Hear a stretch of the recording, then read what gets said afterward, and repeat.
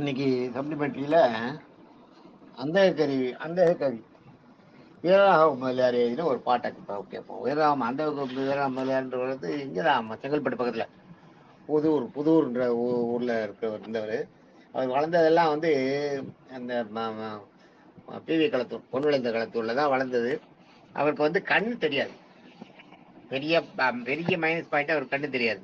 ஆனா அதையே தான் அவர் பிளஸ்ஸா வச்சுட்டு அது, அதாவது சோதனையை சாதனை ஆக்கியதுன்றது அவர் தான். எத்தனையோ கவிதைகள் எழுதியிருக்காரு.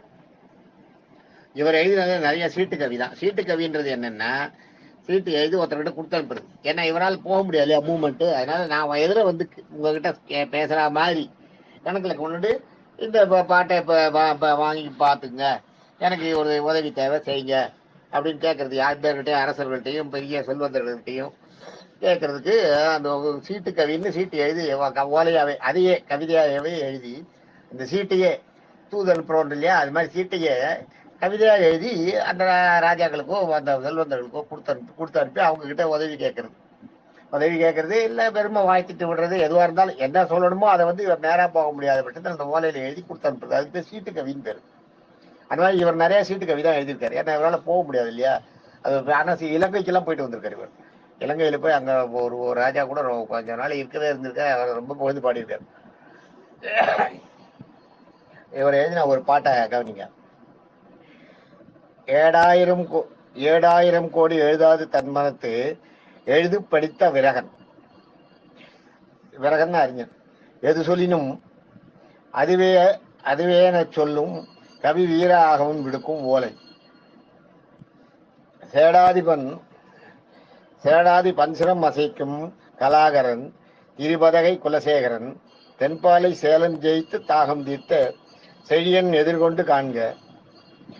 பாடாத கந்தருவம் எரியாத கந்துகம் பத்தி கோணாத கோணம் வரவாத கொக்கு அனல் பண்ணா கோடை வெம்படையாய் தொடாத குந்தம் சூடாத பாடலம் பூவாத மரத்தொடை பூவாத மாத்தொடை தொடுத்து முடியாத சடிலம் சொன்ன சொல் சொல்லாத கிள்ளை ஒன்று எங்கும் துதிக்க வரவிட வேணுமே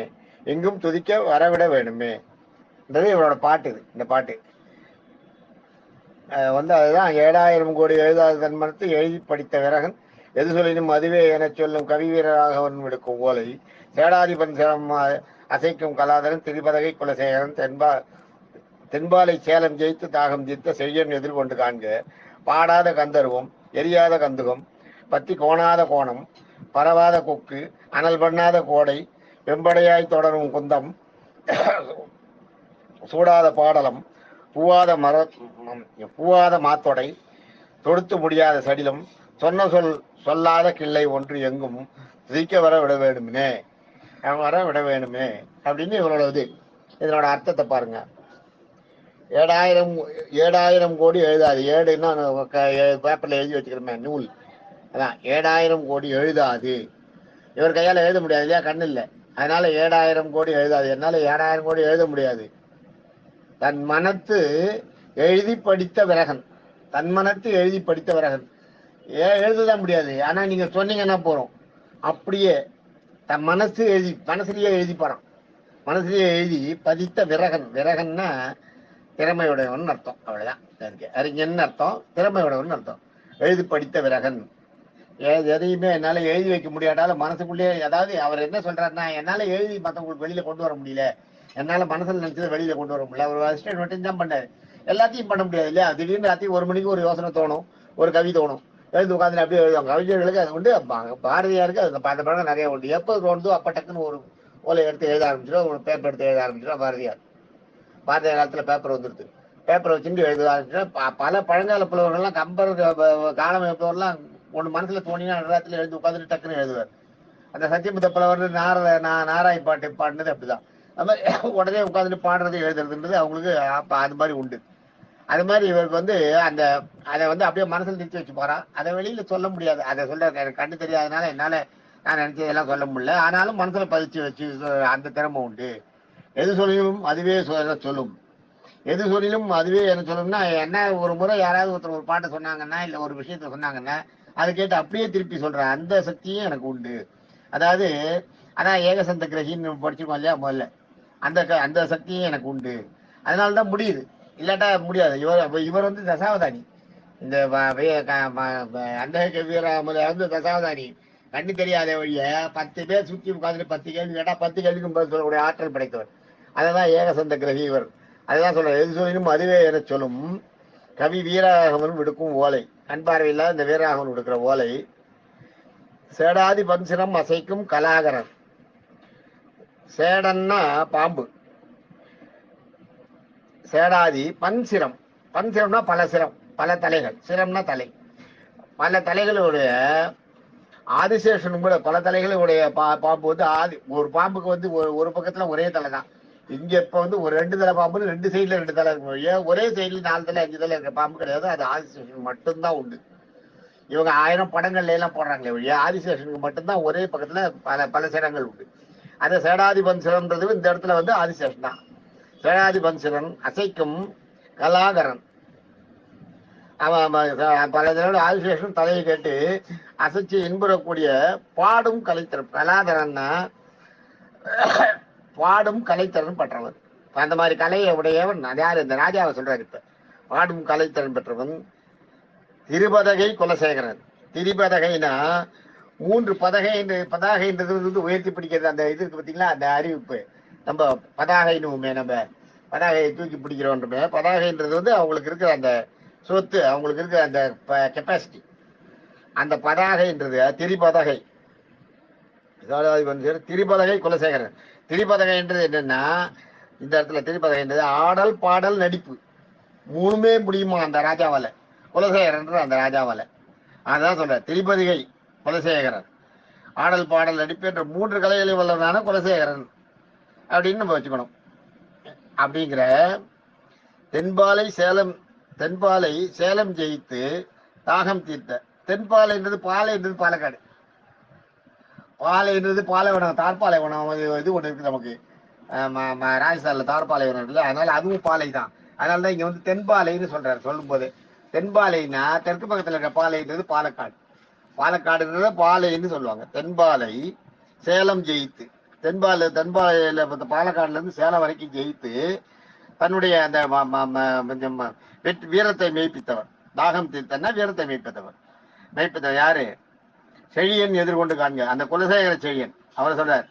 அந்த குலசேகர செழியன் எதிர்கொண்டு காண்க. செழியன் குலசேகர செழியனே எதிர்கொண்டு காண்கின்றது. இந்த இடத்துல என்னன்னா, நான் எதிர இருக்கிற மாதிரி நினைச்சுக்கோ அப்படின்ற என்ன அழகா ஒரு அந்த இது பிரசன்டேஷன் இருக்கு பார்த்தீங்களா, அந்த பிரசன்ட் பண்றதே வந்து ஒரு தனி கலை தான். எவ்வளவு அழகா சொல்றாரு பாருங்க. எதிர்கொண்டே காண்க. எதிர்கொண்டு காண்கன்னா நான் எதிர இருப்பது போல நினைச்சிட்டு இந்த ஓலையை படிக்க காண்க. நான் எதிர நின்று உங்ககிட்ட இந்த ஓலையை இந்த கவியை நான் உங்ககிட்ட சொல்ற மாதிரி நினைச்சுன்னு இந்த ஓலையை வாங்கி படி. என்ன என்னால கண்ணு தெரியாது, என்னால டிராவல் பண்றதுன்றது கொஞ்சம் கஷ்டம் அப்படின்றாரு. என்ன கேட்கிறாரு அது சொல்லிட்டு அந்த ஓலையை இப்ப சொல்லிட்டு, பாடாத கந்தர்வம். கந்தர்வம்னா கந்தர்வர்கள்ன்றது வந்து பாடுறதுக்குன்னே பிறந்தவங்க. அவங்க இசையை தான் இறைவன் அது போனாங்க. அதான் கந்தர்வர்கள்ன்றது தேவர்கள் உலகத்தில் இருக்கிறவங்க. கந்தர்வர்கள் அவங்களுடைய முக்கிய வேலை என்னன்னா பாடுறது தான். பாடுறது அதான் பாடாத கந்தர்வம். ஆனா எனக்கு பாடாத கந்தர்வம் வேணும். கந்தர்வம்னா குதிரைக்கு ஒரு பேர், குதிரைக்கு கந்தர்வம்னு ஒரு பேர். அதனால பாடாத கந்தர்வம். கந்தர்வர்னா பாடுற கந்தர்வர் இல்ல, பாடாத கந்தர்வம். பாடாத கந்தர்வம் எரியாத கந்துகம். எரியாத கந்துகம். கந்துகம்னா பந்து, எரியாத பந்து. ஒரு பந்துன்றதே எரிஞ்சு தூக்கி போட்டு விளையாடுறதுக்கு தான் பந்து. ஆனா எரியாத பந்தான் இவர் சொல்றது. எரியாத பந்து கந்துகம்னா குதிரைக்கு ஒரு பேரு, பந்துக்கு ஒரு பேரு, குதிரைக்கு ஒரு பேரு. எரியாத கந்துகம், தூக்கி எரிய முடியாத கந்துகம், வீசி விளையாடுறதுக்கு உபயோகப்படாத கந்துகம். அது மாதிரி பத்தி கோணாத கோணம். பத்தி கோணாதன்னா இந்த இடத்துல ஒன்றை ஒன்று பற்றி கொள்ளாதன்னு அப்படி வச்சுக்கணும். பற்றி கொள்ளாத ஒன்றை ஒன்று. ஒரு கோணம்ன்றது எங்க உருவாகுது? 2 கோடுகள் சந்திச்சாதானே உருவாகும். 2 கோடுகள் சந்திக்காத போற இடத்துல கோணம் உருவாகுமா? அதனால பத்தி கோணாத 2 கோடு இருக்கு, ஆனா சந்திக்கல, ஆனா கோணம். பத்தி கோணாத கோணம். அது வந்து கோணம். அது இல்ல, பத்தி கோணாத கோணம். ஆனா கோணம்னா குதிரைன்னு ஒரு அர்த்தம். 2 கோடுகள் சேர்ந்தாதான் கோணம். அதாவது இல்லாததையே சொல்றாரு. அதனோட அதனோட இயற்கையான நிலைப்பாடு என்னவோ அது இல்லாமலே இருக்கிறது தான் இதெல்லாம். இப்ப பந்து, எரிய முடியாத பந்து. அது மாதிரி பாடாத கந்தர்வர்கள். கந்தர்வர்கள் பாடுறதுக்கு பிறந்தவங்க, பாடாத கந்தர்வர்கள். அதே மாதிரி எரிந்து தூக்கி எரிஞ்சு விளையாடுறதுக்கே உருவானது பந்து. அந்த எரிய முடியாத பந்து. பத்தி கோணம் 2 கோடுகள் சேர்ந்தாதான் கோணம். ஆனா கோணல 2 கோடுகள் சேராத, ஒண்ணுக்கு ஒண்ணு தொடாத கோணம் அப்படின்றார். கோணம்ன்றது இந்த இடத்துல குதிரை. அது மாதிரி அதாவது பரவாத கொக்கு. அடுத்தது பாத்தீங்கன்னா கொக்கு வந்து பறக்காம இருக்காது இல்லையா? கொக்கு பறக்காம இருக்குமா? பரவாத கொக்கு. கொக்குக்கு, குதிரைக்கு கொக்குன்னு ஒரு பேரு. பரவாத கொக்கு. வேற என்ன வேணும்ன்றத சொல்றாரு. என்னன்றாரு? பாடாத கந்தர்வம். அவர் சொல்லும் போதே பாடாத கந்தர்வம். அடுத்தது உங்களுக்கு என்ன கேட்கிறாரு? எரியாத கந்தகம். எல்லாம் குதிரை தான். பத்தி கோணாத கோணம், பரவாத கொக்கு. அதே மாதிரி அனல் பண்ணாத கோடை. அனல் பண்ணாத கோடைனா கோடையில வந்து வெப்பம் தெவிக்கும் இல்லையா? ஆனா வெப்பமே தெவிக்காதான் இந்த கோடை. கோடைனா குதிரைக்கு ஒரு பேரு. அதனால கோடையை வந்து அனல் பண்ணாத கோடை. அதுதான் சொல்ற. பறக்க முடியாத கொக்கு, வெப்பமே கொடுக்காத கோடை. கொக்குனாலும் குதிரை, கோடைனாலும் குதிரை. இந்த இடத்துல அனல் பண்ணாத கோடைனா உடனே அந்த அந்த அரசன் ஒரு கவி, அவனும் ஒரு கவிஞன். அதனால அவனுக்கு தெரியும் இது அனல் பண்ணாத கோடையினோடனே கொக்கு, அது குதிரை. அப்புறம் வந்து வெம்படையார் தொடாத குந்தகம். சிறந்த படைகள் இருந்தாலும் சிறந்த படைகள்ல தொடாத குந்தம்னா பெரிய படைகளை வந்து சண்டையில நிறுத்தும் போது பாத்தீங்கன்னா சூளம் மாதிரி நிறுத்துவாங்களாம். அது சூளம் மாதிரி படையை பிரிச்சு நிற்பாங்களாம். ஆனா முதல்ல என்ன சொல்றது? தொடாத கோணம். இது வந்து வெம்படையா தொடாத குந்தம். முதல்ல வந்து பத்தி கோணாத கோணம். இப்ப வெம்படையா பெரிய படைகள்ல தொடாத குந்தம். அந்த படை எப்படியா இருந்தாலும் பாத்தீங்கன்னா சூளம் மாதிரி வந்து முன்னாடி வந்து அப்படி ஒன்னோட ஒண்ணு பிடிச்சிக்கணும். அதுதான். இது வந்து தொடாத குந்தம்னா அந்த படையை வந்து ஒண்ணுக்கு ஒண்ணு தொடாத நிறுத்திருக்காங்களாம். அந்த மாதிரி நிறுத்த மாட்டாங்க. அந்த மாதிரி நிறுத்த மாட்டாங்க. ஒண்ணு தொடாம நிறுத்தாங்கன்னா அது வந்து கவர் ஆகாது. அந்த இடையில வந்து உள்ள பூந்துருவாங்க. அதனால எப்பயுமே படையை நிறுத்தும் போது ஒண்ணுக்குள்ள ஒண்ணு தொட்டு ஒரு சர்க்கிள் பண்ணி தான் இருப்பாங்க. அதோட தொடாத குந்தம். ஒண்ணுக்கு ஒண்ணு தொடாத அந்த படையை அது மாதிரி சண்டையில நிறுத்த மாட்டாங்க. அதனால வெம்படையாய் தொடாத குந்தம்ன்றது தப்பு. அது மாதிரி படையை நிறுத்தவே மாட்டாங்க. ஆனா குந்தம், தொடாத குந்தம் எப்படி நிறுத்துவாங்க? ராஜா யோசனை பண்ணா, இவர் வந்து படையை சொல்ல, குந்தம்னா குதிரை. அதனால தொடாத வெம்படையாய் தொடாத குந்தம். அப்புறம் வந்து சூடாத பாடலம். பாடலம்னா பாதிரிப்பூ. சூடாத பாதிரிப்பூன்றது வந்து சூட்டிக்கிறது, தலையில சூட்டிக்கிறது. பெண்கள் தலையில் சூட்டிக்கிற பூ அது. பாடலம்னா பாதிரிப்பூ. பாடலம்னா குதிரைன்னு ஒரு அர்த்தம். அதனால சூடாத பாடலம், தலையில சூட்டிக்க முடியாத பாடலம். அடுத்தது பூவாத மாத்தொடை. பூவாத மாத்தொடைங்கிறது பூக்காத மரம். பூக்காத மரம்.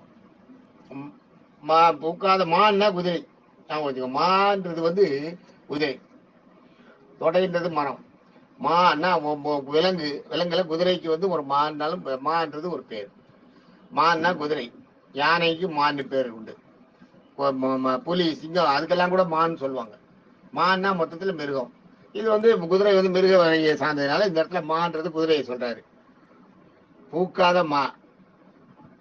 தொடுத்து முடியாத சடிலம். தொடுத்த முடியாத சடிலம்னா ஜடை. பின்னாடி போட்டுருக்காங்களே ஜடை. அது எப்படி தொடுத்து முடியாத ஜடை எப்படி வரும்?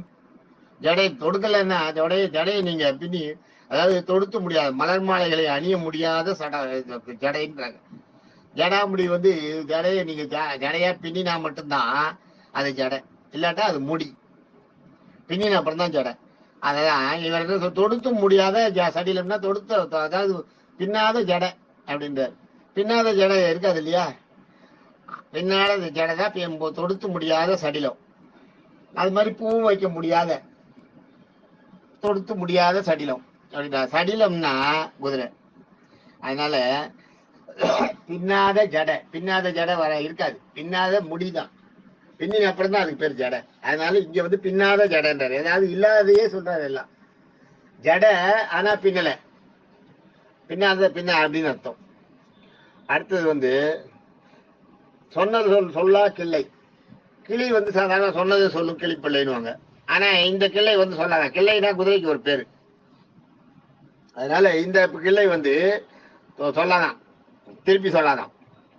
அந்த அந்த அது கிள்ளை, அது குதிரை திருப்பி சொல்லாத கிளி, அது அது வேணுன்ற.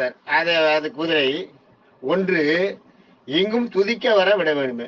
துதிக்கன்றது துதிக்கன்றது வந்து போயிட்டு வர்றதுக்கு, அதாவது டிராவல்னு அர்த்தம். அந்த இடத்துல துதிக்கன்றது பூஜை செய்யறது ஒண்ணு, இன்னொன்னு துதின்றது துதினாலேயே உங்களுக்கு வந்து மூவிங் தான். துதிக்கன்னா எங்கேயாலும் போயிட்டு வர்றதுக்கு வேணுங்கிறதுக்கு ஒன்று. அதாவது சொன்ன சொல்லாத கிள்ளை ஒன்று எங்கும் துதிக்க வரவிட வேணுமே. எங்கேயாலும் நான் போயிட்டு வர்றதுக்கு எனக்கு வேணும், வரவிட வேணுமென்னா கொடுத்து அனுப்பணுமேன்னு அர்த்தம். கொடுத்து அனுப்புங்கன்னு அர்த்தம்.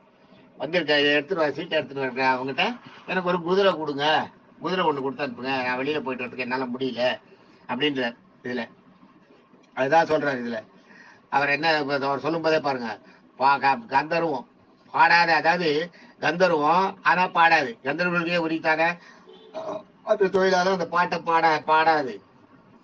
அடுத்தது வந்து பாத்தீங்கன்னா கந்துகம், பந்து.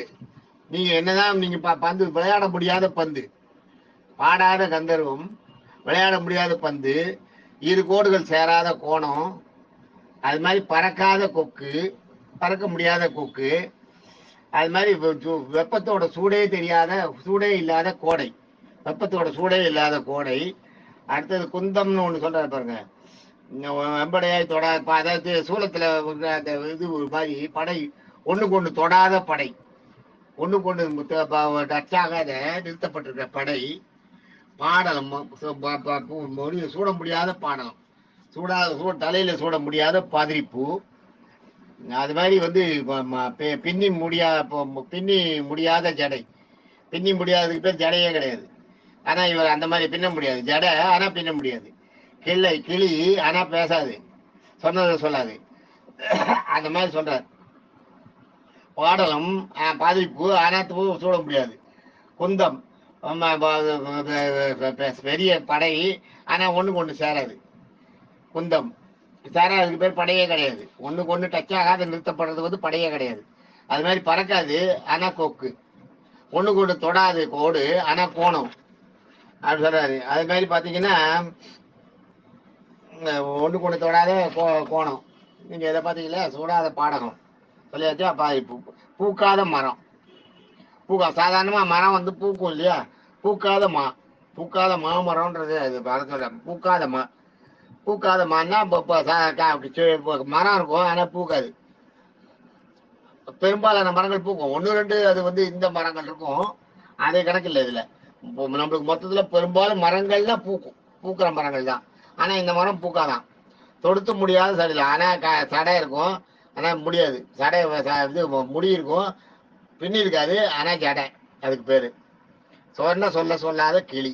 இத்தனையும் இருக்கிற இந்த மாதிரி இருக்கிற ஒண்ணு எது, குதிரை. அதான் குதிரை வந்து இசைக்க தெரியாது, குதிரை வந்து விட்டு எரிய முடியாது குதிரையை தூக்கி. குதிரை வந்து ஒண்ணுக்கு ஒண்ணு கோடுகள் இருக்காது. குதிரை வந்து பறக்காது, கொக்கு. அப்புறம் வந்து குதிரை வந்து வெம்மையை கொடுக்காது, வெப்பத்தை கொடுக்காது, கோடை. அதுதான் சொல்றீங்க. கந்தர்வன்றது வந்து பாட தெரியாத குதிரையே கந்தர்வன்றாரு. கந்தகம் வீசி செய்ய முடியாத குதிரை, குதிரை. கோணம், ஒண்ணுக்கு ஒண்ணு தொடாதது கோணம். பறக்க முடியாதது கொக்கு, பறக்க முடியாதது குதிரை. கோடை வெப்பம் இல்லாதது. கோடையில வந்து வெப்பம் இல்லைன்னா அது வந்து கோடை கிடையாது, கோடை மாசம் கிடையாது. ஆனா கோடைன்ற குதிரைக்கான அர்த்தமான கோடை. குந்தகம், ஒண்ணுக்கு ஒண்ணு சேராத படையை நிறுத்திருக்கிறது, அது படையே கிடையாது. அந்த குந்தகம்ன்றது வந்து குதிரை. பாடலம், தலையில சூட்டிக்க முடியாது பாடலம்னா பாதிரிப்பூ, தலையில சூட்டிக்க முடியாத பாதிரிப்பூ அப்படின்ற உடனே தலையில சூட்டிக்க முடியாத பாதிரிப்பூ என்னது, ஓ பாடலம்னா குதிரையான்னு நம்ம அந்த கணக்கு போடணும். பின்ன முடியாத ஜடை, சொன்ன சொல்லாத கிளி. அனைத்தும் இல்லை, இதுக்கெல்லாம் அர்த்தமா அந்த மாதிரி இருக்கிற ஒண்ணு எனக்கு வந்து நான் வெளியில போயிட்டு வரதுக்கு எனக்கு வேணும், கொடுத்து அனுப்புன்ற. அதுக்கு அந்த ராஜாவும் வந்து ஒரு இது பண்ணி அவனும் திருப்பி ஒரு கவிதை எழுதி அந்த ஒரு குதிரையும் அவங்ககிட்ட கொடுத்து அனுப்புறான். ஆக இந்த மாதிரி வந்து இந்த அந்த வேற இந்த மாதிரி நிறைய பண்ணியிருக்க. இந்த பாட்டு உங்களுக்கு பிடிக்கணும். ஏன்னா சீட்டு கவின்னு நம்ம இது வரைக்கும் சொல்லல, அதனால இதை நான் சொல்லியிருக்கேன். தேங்க்யூ. ஏதாவது சந்தேகம் இருந்தால் கேளுங்க.